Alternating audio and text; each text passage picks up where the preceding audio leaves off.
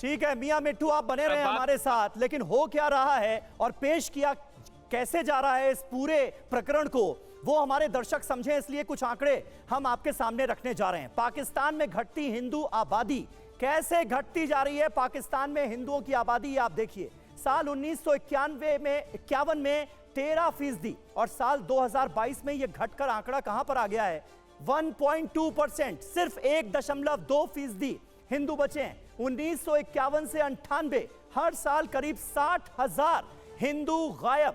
इस तरह से उनके साथ आप सलूक कर रहे हैं तो वो अपनी जान बचाने के लिए, अपने हको हुकूक बचाने के लिए दूसरे देशों में ही शरण लेंगे, जैसे इतने सारे शरणार्थी हमारे सामने बैठे हैं।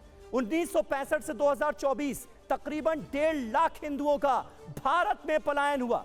65 से 24 में 1.5 लाख हिंदू पाकिस्तान छोड़कर हिंदुस्तान आ गए। आजादी से अब तक धर्मांतरण गैंग ने लाखों हिंदुओं का धर्म परिवर्तन कराया। यह भी एक बड़ी वजह है जिसकी वजह से हिंदुओं की आबादी आज इतनी कम नजर आती है। धर्मांतरण गैंग ने क्या हाल किया है जरा देखिए। पाकिस्तान में घटती ईसाई आबादी 1947 में 3% और 2022 में यह घटकर 1% तक आ गई। Centre of peace and justice Pakistan के ये आंकड़े ये गवाही दे रहे हैं। अब आप देखिए जो सिख आबादी का आंकड़ा है वो भी हम आपके सामने रखने जा रहे हैं। जरा सिख आबादी का आंकड़ा अगर हमारे पास है, ये देखिए 1947 में 20 लाख और 2024 में 74,130। पाकिस्तान में घटती हिंदू और सिख आबादी के ये आंकड़े पाकिस्तान की कहानी बयां कर रहे हैं।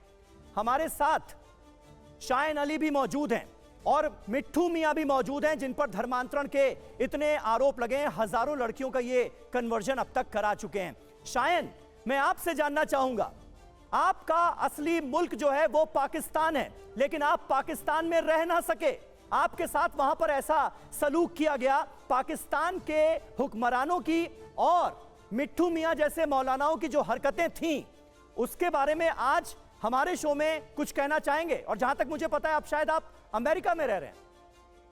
बिल्कुल ऐसा ही, अमेरिका में मैं रह रहा हूं। और आपने कहा कि पाकिस्तान मेरा कंट्री है, मेरा कंट्री बिल्कुल नहीं है। मैं पाकिस्तान को खैर एक कंट्री भी नहीं मानता, वो तो मैंने पूरा पहले भी बहुत बार बात कर चुका हूं। लेकिन देखिए सिंध के अंदर जो हिंदूज के साथ हो रहा है, हम ये तो बोल रहे हैं कि जी गवर्नमेंट को एक्शन लेना चाहिए मियां मिट्ठू जैसे लोगों पर, हम ये सब तो बातें करते हैं, लेकिन हम इसकी असल प्रॉब्लम नहीं देखते। जब इंडिया के नेशनल एंथम में सिंध का नाम आता है, पंजाब, सिंध, गुजरात, मराठा, तो सिंध पाकिस्तान के अंदर अब तक कर क्या रहा है? मुझे तो सबसे पहले ये इस बात का कोई जवाब दे। जब Sindh was a land of Sanatan, और अभी देखें कि हिंदुइज्म, जो हिंदू जो रह रहे हैं सिंध के अंदर, उनके साथ क्या हो रहा है। सिंध एक बहुत ही हिंदुइज्म के लिए बहुत ही होली जगह है, लेकिन फिर भी हमारे साथ जो है वो ये सब हो रहा है।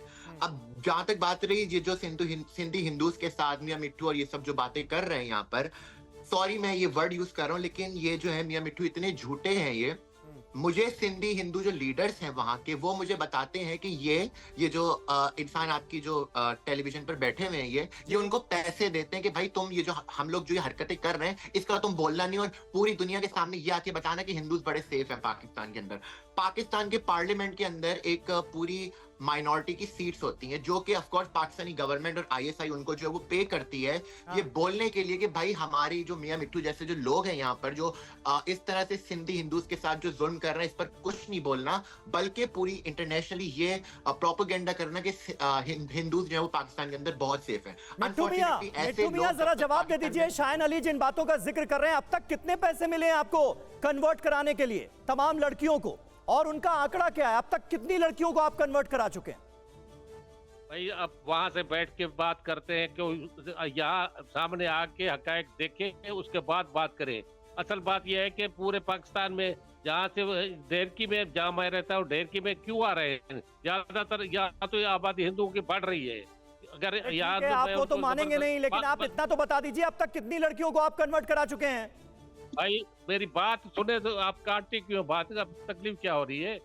मेरी बात यह है कि भाई यहाँ मेरे घर में हिंदू काम करते हैं, जो रात दिन वहाँ आते रहते हैं, घर में काम करते हैं, उनसे तो पूछे ना। हमने किसी को जबरदस्ती अगर करना तो इनको करे ना, हम जबरदस्ती, या डेर की जो रहते हैं उनको जबरदस्ती करे ना।